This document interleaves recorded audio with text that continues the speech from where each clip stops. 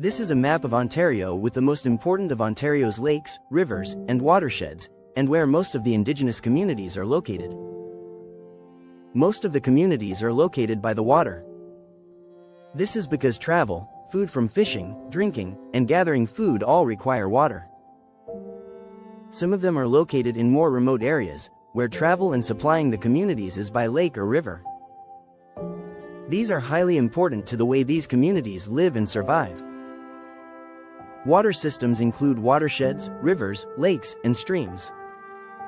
Land that rain and snow melt flows into one body of water, for example, a lake, ocean, or pond, is a watershed. Think of watersheds as bathtubs or sinks. Small watersheds can flow into larger watersheds, for example, when Lake Ontario flows into the Atlantic Ocean. The systems connect much of Ontario, including areas that seem very far away. That is important to First Nations because anything that happens upstream, for example, pollution, can create issues for communities that reside directly below them. Water is not merely for drinking for the Indigenous peoples, but they also have a personal connection with it. Water is generally regarded as sacred and alive. It is, in some of the Indigenous cultures, a relative, such as a grandmother, and is celebrated in ceremony, story, and song. It is celebrated in events such as the water walks by Indigenous women in order to bring their message of empowerment and respect for water. These bodies of water, called surface water, are close to most Indigenous communities. Communities access them for drinking, food preparation, cleaning, and occasionally for travel or fishing. In the north, where access roads do not exist, riverways and lake systems are the primary mode of travel.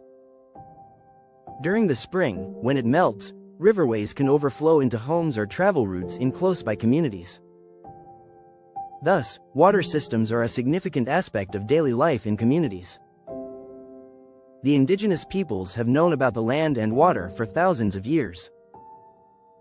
This is referred to as traditional ecological knowledge, or tech. It involves knowing when fish spawn, how to determine if water is healthy, and how the seasons affect rivers and lakes. This is passed from generation to generation by listening, observing, and living with the land. Presently, most of the Indigenous communities make use of both science and traditional knowledge for the purpose of safeguarding the water. Some of them operate with water monitoring programs or collaborate with the government in maintaining water systems. This kind of maintenance promotes keeping the water safe and healthy for all people. It is still a huge problem around the world to gain access to clean water, specifically in rural areas of Africa and the Middle East. An estimated 10% of the world's population is not well connected to safe drinking water. Some of the most affected nations include Papua New Guinea, the Democratic Republic of the Congo, and Niger. Water shortages take place when there is an inadequate amount of clean water for the environment or for the population. It happens because of physical water scarcity or because of economic scarcity, in which there is sufficient water but no mechanism for managing it in the correct manner. It is a great human rights emergency that needs an immediate solution now. Let us take a look at 3 Canadian Indigenous reservations that cannot easily access pure water. One is Grassy Narrows, some 55 kilometers outside of Kenora, Ontario. Their inaccessibility to pure water is because of mercury poisoning. From 1962 until 1970, Dryden Chemicals Inc. released chemical waste into the river that was utilized by the people. The mercury did not solely affect Grassy Narrows but also White Dog First Nation. It negatively impacted creatures as well as their surroundings. Though promised by the government to correct the issues, it is not fixed yet.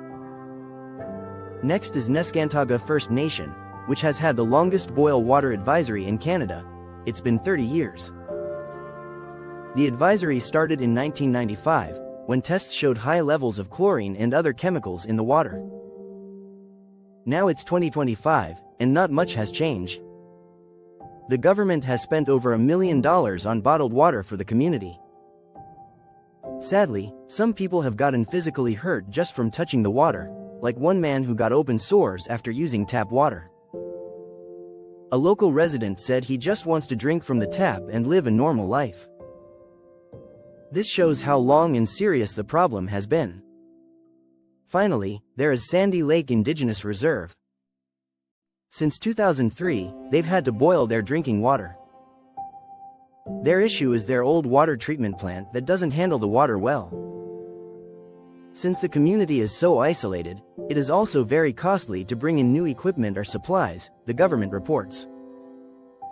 This illustrates how lucky most of us are to take clean water and the ability to shower for granted, something that for others is still a daily battle.